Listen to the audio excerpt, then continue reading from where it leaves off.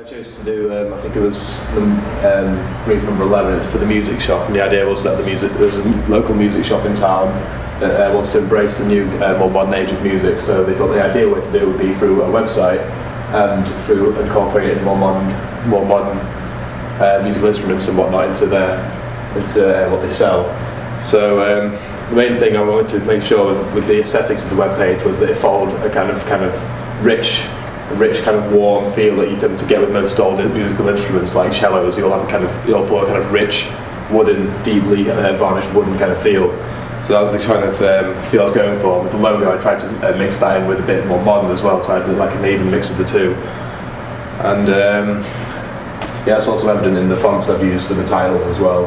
I've like these two fonts here I got off the internet and tinkered around with a bit, and I deliberately tried to find some futuristic fonts and then kind of mix them in with a serif font and another one there. The idea of the layout, originally I tried to keep it as minimal as possible, although so it's just so there's not so much, you don't spend much time navigating the page, you spend more time actually looking at the information on the page. For example, on the main page it's just literally a little introduction page, and got some rollover buttons here, and I've got a drop down menu here which allows you to navigate through the rest of the page. Like for example, if I'm interested in the electric guitars, I go to the electric guitar page, and it will give me some information on electric guitars. Same again for, say, microphones, for example. You can look through microphones. And I've got an About Us section as well, which gives you a bit of a basic information about the history of the business and well, the outside the shop, which I attempted to superimpose and kind of lost interest and stopped. I've got Contact Us as well, it's got the contact information as well, and a little map as well, and some links as well as there. These the links here were done via CSS, if I remember correctly. No, they weren't, sorry, they were just the default anchors. Also got on most of the buttons, I'm pretty sure I didn't update these ones though, but I've got alternate text on anything that isn't actually text.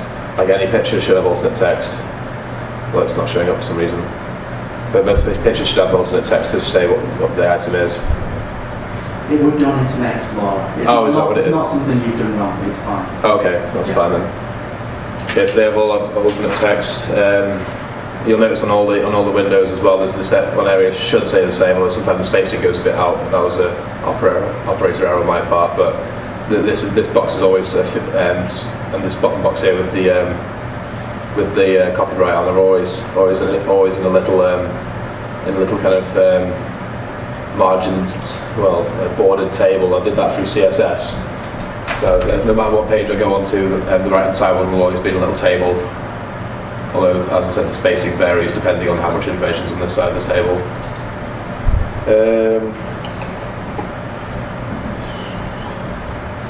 What else do I need to say? I've got a couple of questions which might lead into some of the things that you might want to talk about. I'm going to be a bit cruel here, but I'm just going to give you a chance to look at that page and tell me one thing that needs to be done to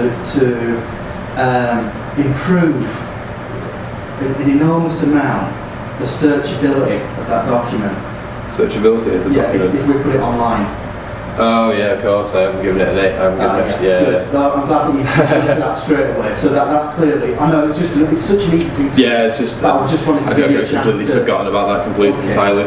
Another question I've got is regarding the drop-down menus, which is it's kind of a nice little thing. Now, all I want you to tell me about that is what technology drives those menus. It's the JavaScript. It's the JavaScript that Dreamweaver has in it. It has the ability to make tables, like cascading tables, and you can build them down as far as you want, and or build them across. And you can build subtables or sub areas from others, and you go on through. And I learned how to do that, and I learned you can also use them for links as well. So that kind of the two go hand in hand really. Yeah. But these ones don't link to anything at all. As well, I'm sure there's probably a way of getting around that. The issue, like say, I'm sure there's probably a way, like if I click it, then it won't actually do anything at all. It won't try and go to a page that doesn't exist. Okay. But yeah, these are just like and these ones are the actual links inside here. Yeah, I asked that question just because there can be various ways of achieving that through CSS or through Flash even. Yeah, well, I don't know. I haven't learned about Flash yet, so I didn't want to jump headfirst into that. If I wasn't, it would have been a bit irrelevant if I could do it this way anyway. That's fine. Did you acquire all your pictures off the net and done in Photoshop, Tom? I did, yeah. I noticed I did miss one here. I did miss an electric guitar one here. Yeah. But I did load all the pictures up into Photoshop, cut the backgrounds off them, and exported them as a GIF file where I could set it with the color picker to make sure that I changed. Basically, I had the picture of the guitar. I removed the background from the guitar, so so the background of the guitar changed to whatever I had my background color on Photoshop. Yeah. And then when I was saving it for the web, I used the color picker to click on that color, and then I changed that color so if that color, wherever that color occurs, it completely cuts it out and it's transparent. Yeah. So that way, I hadn't done it here. I must have missed that step. But what I would have done is I would have clicked on there, used the color picker to click there in this general area, so it selects this color, and then I would have on the color list on the side. Well, it's kind of like this really. On the color list on the side, I would have found that color and told it to be transparent. Yeah. Thus cutting off all the background, making it seem like it actually fits in the page. Up at the top, I don't know if you mentioned it or not. How's your banner working? Is that an image ready? The banner's completely static. It was done on Photoshop. It's the only thing it really has is it itself contains a link back to the home page. Other than that, it's static. So your drop down menus have been done in Dreamweaver? Yeah, well, all the actual artwork, like these buttons were done in Dreamweaver as well. Okay, so there are 2 row of buttons within Dreamweaver, and then you've attached the menu to it. Yeah, exactly. Okay. And I did spend a degree of time trying to get the colours to match up on this one. I almost got it. Like you'll notice the colour between there and the bottom of that button is almost right. Okay. Pretty much just about on. Although one problem I did come across was that I found it hard to, I found it impossible to actually, because the nature of the way I did my rollover buttons was that I got the red button originally, and then I used the hue and saturation tool to change the colour to an orange, but I found it impossible to get the same colour, exact same tone of colour for every button. Okay. So that's something I need to find another way of doing. I think I'm approaching it from totally the wrong angle, that method.